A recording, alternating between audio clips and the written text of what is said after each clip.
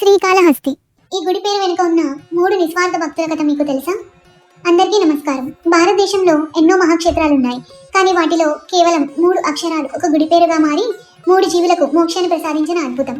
ఇది ఎక్కడ జరిగిందో తెలుసా? అది మన శ్రీకాళహస్తిలోని. ఈ దేవాలయానికి ఆ పేరు ఎలా వచ్చిందో తెలిస్తే ఆ శివయ్య భక్తికి మీరు ఖచ్చితంగా దాసోహులవుతారు. మనందరికీ తెలిసినట్లు శ్రీకాళహస్తి అనే పేరు 3 పదాల కలయికతో ఏర్పడింది. అవేమిటంటే శ్రీ అంటే సాలిడు, కాళ అంటే పాము, హస్తి అంటే ఏనుగు. ఈ 3 జీవుల నిస్వార్థ భక్తే ఈ పవిత్ర స్థలానికి పేరుగా నిలిచింది.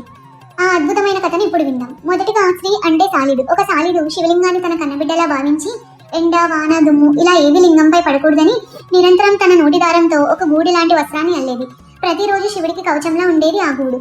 ఒకరోజు శివుడు ఆ సాలిడు భక్తిని పరీక్షించాలనుకున్నాడు. గర్భగుడిలో దీపపు సెగ వల్ల ఆ గూడు నెమ్మదిగా కాలిపోవడం మొదలైంది. తన శ్రమ వృధా అవుతోందని, శివలింగానికి సెగ తగులుతోందని తట్టుకోలేకపోయిన ఆ సాలీడు ఆ మంటను తానే మింగేయడానికి ప్రయత్నించింది. అక్కడే ప్రాణత్యాగం చేసింది. ఆ నిష్కలమైన ప్రేమకు కరిగిపోయిన పరమశివుడు దానికి మోక్షం ప్రసాదించాడు. అందుకే ఈ క్షేత్రంలో మొదటి అక్షరం శ్రీగా చేర్చబడింది.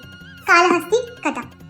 కొంతకాలం తర్వాత అదే శివలింగాన్ని ఒక పాము మరియు ఏనుగు పూజించడం మొదలుపెట్టాయి. ఆసక్తికరమైన విషయం ఏమిటంటే ఒకరి పూజ గురించి మరొకరికి తెలియదు.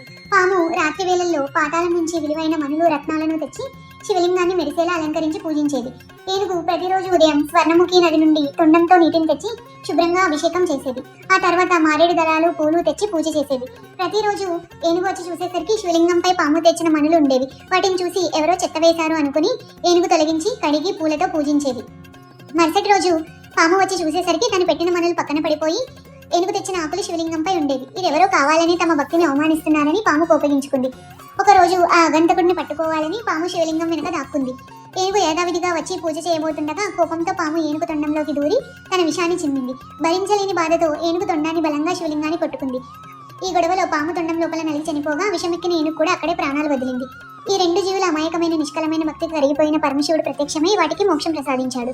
ఆనాటి నుండి ఆ లింగం శ్రీకాళహస్తీశ్వరుడుగా పూజలు అందుకుంటుంది. ఇదే క్షేత్రంలో భక్త కన్నప్ప కథ కూడా మరొక అద్భుతం. కన్నప్ప తన కళ్ళను శివునికి అర్పించి సాటిలేని భక్తుడిగా చరిత్రలో నిలిచాడు.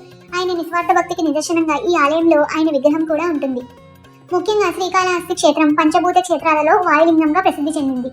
దీని మహిమ ఏంటంటే ఆలయ గర్భగుడిలో ఎక్కడ గాలి వీచకపోయినా శివలింగం దగ్గర ఉండే దీపం ఎప్పుడూ గాలికి రెపరెపలాడుతూ కదులుతూనే ఉంటుంది.